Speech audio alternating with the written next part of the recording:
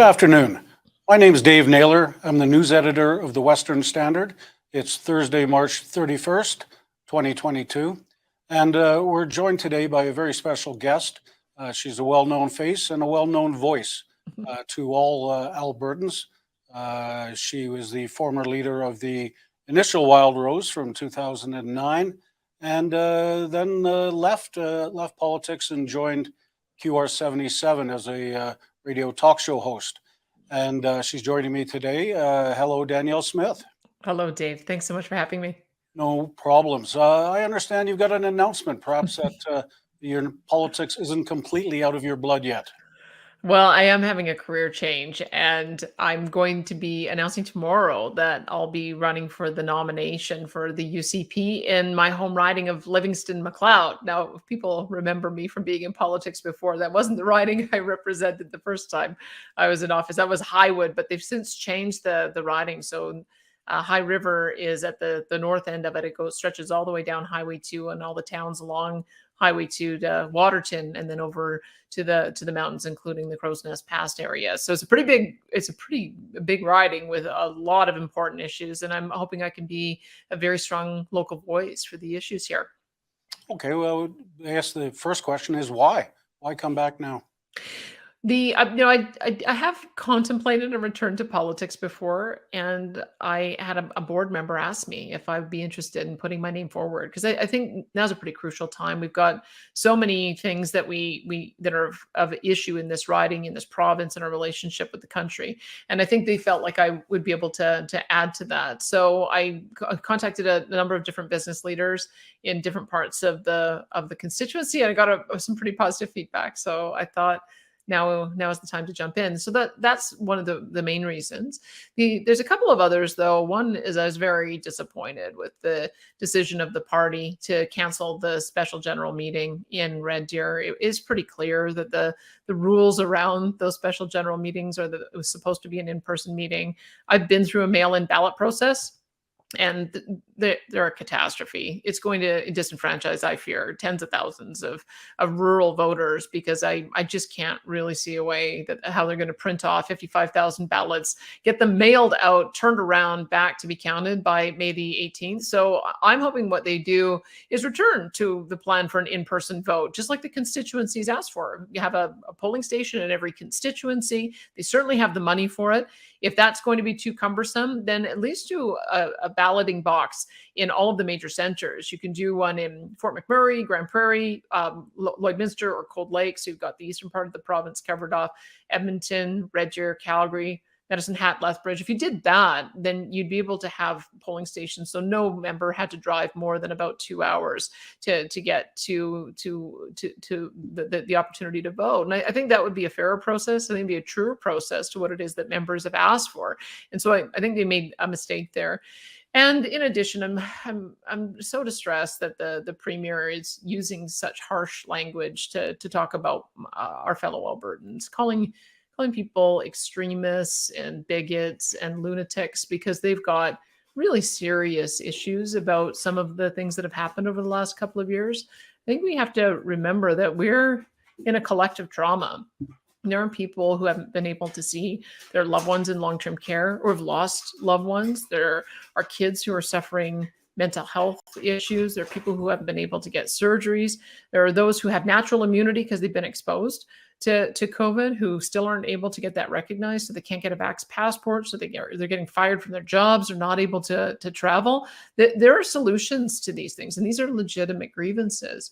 What I would like to see is the province recognize natural immunity. We're the ones who issue the QR code. Then recognize if somebody is able to demonstrate that they have a high level of antibodies in their blood because they had Delta or they had Omicron or both, then issue them a vaccine passport so that they can have a normal life. Let's stop the division, stop the name calling, identify the real solutions, and start implementing them. So that is another reason why I felt I needed to jump in, is that we need to make sure that we're respectful of the pain and hurt that Albertans are going through, and I'm not seeing that right now. You have said, should Premier Kenney's job become available, you might consider running for it. How are you going to handle the time between now and when the leadership results are known? Are you going to actively campaign against the premier, or are you just going to stick to the sidelines? How do you propose to handle that? I think it's got to be up to members to decide. And that's why I hope if we have a proper process that the will of the membership will be seen. And that's why I think we've got to go back to some kind of in-person voting, because I don't think it benefits anyone to have a process that people feel wasn't fair, or their vote wasn't counted, or that is suspect in some way. That's not going to benefit anyone. I think there needs to be a clear result from a clear voice of the membership. And I would leave it to them to decide. As for me, what I've been told is people keep saying, why don't you jump into the race? Why don't you get your name on that ballot? So I don't think people really know quite how a leadership vote works. They think that there's going to be 2 names on the ballot, Brian Jean and Jason Kenney. So if me announcing today makes people think that my name is on the ballot too, because it would be in phase 2 if we get to it, fair enough, I'm in. But in the meantime, I want people to know that I'm seeking a nomination in the local constituency, because I'm running regardless. To me, the leadership question is not as important as giving good local representation in Livingston McLeod. We've got a huge number of issues. A large number of our truckers in our riding, for instance, aren't vaccinated. And so that's disrupted their ability to go across the border. We have a number of people who are in different industries who are facing major supply chain issues, but mass escalation in input costs and fuel costs. The coal policy rollout, which created division in the riding between those who want to protect the landscapes and those down in the Crow's Nest Pass area who want to be able to develop their resource. So these are really important issues that need to be brought forward. In addition, I think now is the time for us to be talking about how are we going to act on the mandate that was given to the province or to the government on the equalization referendum. That to me says that we should start moving forward on issues of autonomy. Quebec has all kinds of areas that they take care of that we don't. So why don't we collect our own income tax? Why don't we have our own Alberta Provincial Police? Why don't we take over employment insurance, which has always been unfair to our workers? And so if I can be a voice saying that the equalization vote is a mandate to start moving on some of those things, then I will, because the federal government, especially with this alliance with the NDP, are going to keep on pummeling us. So they want to have long-term care be a national issue. They've already interfered in childcare. They want to have a pharmaceutical program. They want to have dental care. Every single time the federal government announces they want to do something, it means they want to pay Alberta to pay disproportionately for that program, because that is the case of what happens. More dollars go to Ottawa so that it can be used to subsidize programs in places where they can win votes, and then they continue to pummel us when it comes to our energy sector.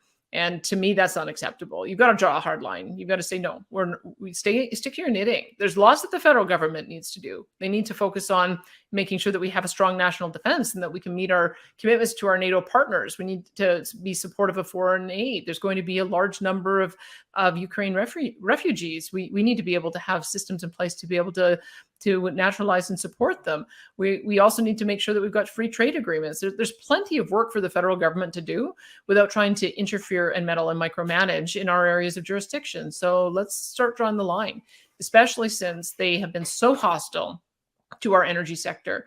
I've spent the last year promoting all the incredible work that our oil and gas companies have been doing in the race to net zero. And I'm going to put it to you, we can be net zero and we can be there faster than anyone else, because we have got the ability to use carbon technology to capture emissions and store them underground, or turn them into useful products like carbon nanofiber, industrial minerals, plastics, alcohols. We can win this race, but we need to have a federal government that respects the fact that we are doing it through innovation, and we have got the very best innovators and entrepreneurs in the entire country. So the fact that they're coming through with aggressive targets that could potentially kill the industry just at a time when we're on the cusp of a major breakthrough on innovation, that too is unacceptable. And we need voices who can push back against that as well. And I hope to be one of them. Okay, I think I heard in that answer that yes, you would be a candidate if Jason Kenney is ousted as leader, correct? I would definitely, but I would stay also if he ends up, if the members decide to endorse him on May the 18th. I'm in for the long haul because I think that the issues that I've raised for you are so important that I want to be able to provide some meaningful ability to push them forward, and I think I can do that as the MLA for Livingston McLeod. Okay, a lot of the stuff you talked about. Ideas for was exactly what was recommended by the Fair Deal panel. Has the Premier not moved quickly enough for your liking on those recommendations? I haven't seen any movement on any of them. And it wouldn't be that difficult to do, really. I mean, you just announce and send a letter to the federal government. We're going to start implementing our personal income tax collection starting X date. We're going to opt out of the RCMP contract, and we're going to have an Alberta provincial police. I think we have to give 2 years notice on that one. We're going to establish our own employment insurance program and give a date. You're not going to do any of these things until you get started on them. And to me, the case for each of them is so clear. On the issue of personal income tax, I want people to see exactly how much money goes to the federal government and how much stays here. And once we start seeing that split, then we can say, hey, look, we don't want federal transfers anymore. Just let us keep more of our own dollars and we can transfer tax points. That's what Quebec does. So anytime there's a new federal scheme, they're able to say, no, we don't need the federal transfer. We'll take the money, but we'll take it in the form of our own taxation system. That's the reason we need to collect our own personal income taxes. On the issue of an Alberta provincial police, the RCMP, I mean, keep in mind, as an MLA who represented High River, I was pretty unimpressed when they started bashing down doors and taking people's guns. And I think it's left a sour taste for the RCMP in our community. And then since we've seen that there have been lawsuits for the bullying environment, whether it's for officers, women officers, male officers, civilian officers, they've got a lot of problems in the RCMP. And also the missing and murdered Indigenous women file.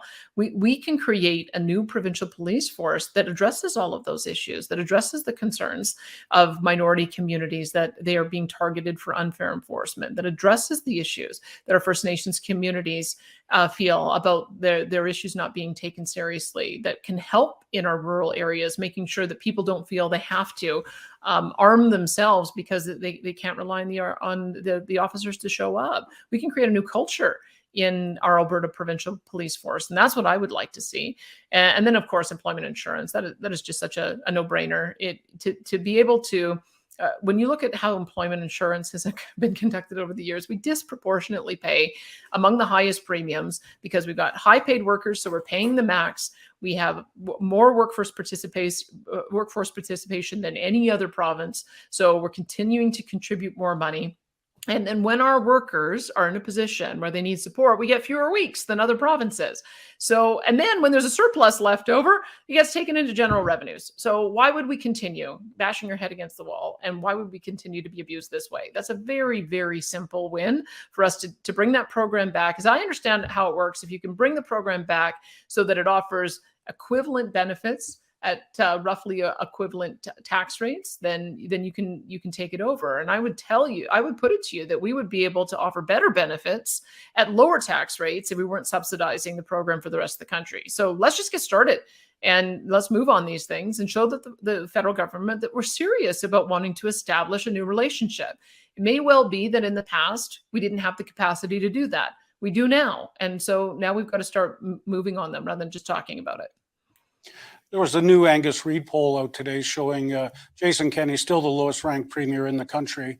And I think more importantly, the UCP got failing grades on 13 different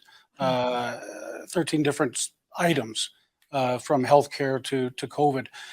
And the UCP continuing to trail badly in the polls to the NDP. You know, a year out from an election, how can the UCP make up the ground to avoid another NDP government? Well, a couple of things. We've got to make sure that the vote doesn't split. That's number one. We've seen that in the past. And if we see another Conservative Party emerging that can hive votes off the UCP, that will result in an NDP win in Calgary and Edmonton and even in rural Alberta. The last poll I saw, The NDP are at 32%. So a vote split opens up opportunities for them to win there as well. So we've got to keep the movement together. The second thing is that we've got to move on some of those Alberta agenda items that I talked about. That to me, I know that the issues of COVID, we're almost at the finish line in dealing with those in a way that is constructive. So I hope I can help create a bridge so that we can get that one in the rearview mirror, because we know that we're going to have to deal with COVID in the long run, just like influenza. It's going to be endemic.